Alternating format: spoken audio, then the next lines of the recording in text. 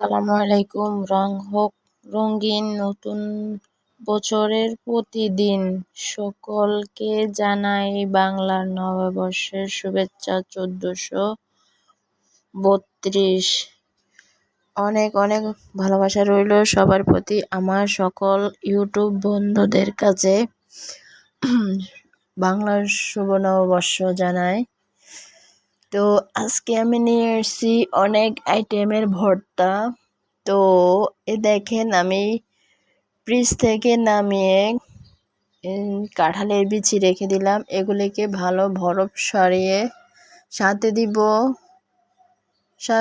সাথে যে পটলের ভর্তা করব, বেগুনের ভর্তা করি নাই, তারপরে কলার ভর্তা করছি, মিষ্টি আলুর ভর্তা করছি, লাল শাকের ভর্তা করছিলাম, ঝিঙ্গা দিয়ে সরিষার ভর্তা করছি, যে নারকেল দিয়ে লইট্টা শুটকির ভর্তা আমাদের নোয়াখালী অঞ্চলের মানুষ খায়। তো আপনাদের সাথে শেয়ার করব আমি লইট্টা শুটকি আর চেলা শুটকি দিয়ে আপনাদের সাথে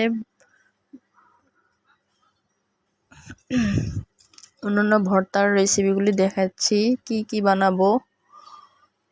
তো দেখতে থাকেন আমার ভিডিওগুলি।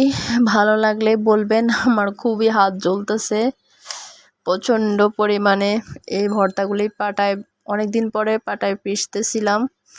আগে পাটায় পিষি নাই, এমনিতে ছেঁচুনি দিয়ে ভর্তা করতাম।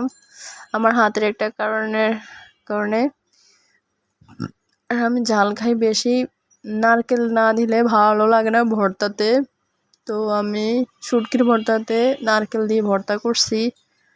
সবাই এরকম ভর্তা করতে পারেন, অনেক ভালো লাগবে। আমি মরিচ চিলি পেস্ট করছিলাম, ওগুলিরে দিয়ে দিলাম যেন তাড়াতাড়ি ভর্তা করা যায়, পিষে যায়। তো একটু ছেঁচে নিয়ে শুটকিগুলি এই যে বাটা স্টার্ট দিলাম। এই যে আমার ভর্তা হয়ে গেছে। এই আঙ্গুলে আমার প্রচণ্ড ব্যথা ছিল, প্রায় 12 থেকে 14 আইটেমের ভর্তা করছি আজকে। প্রতিদিনে তো মাছ মাংস সব কিছুই খাওয়া হয়, তো আজকে ভর্তা করলাম নববর্ষের উপলক্ষে। আবার নববর্ষের উপলক্ষেও না, আজকে বন্ধ পাইছি।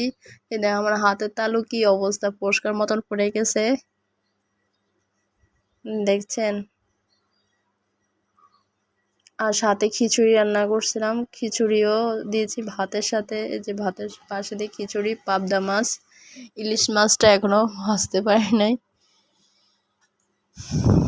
দেখছেন কি কি আইটেম দিয়ে ভর্তা করছে, সব আইটেমের থাম্বনেলের মতন ওখানে সবগুলি একসাথে রেখে দিয়েছি। ছিমের ভর্তা করছি, বরবটি ছিল না, বরবটি করে নাই।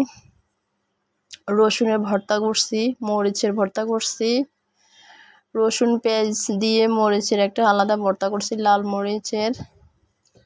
আর মাছের ভর্তা করছি, ধনিয়ার ভর্তা করছি, 3 আইটেমের শুটকির ভর্তা করছি, আর বিভিন্ন ধরনের শুটকি।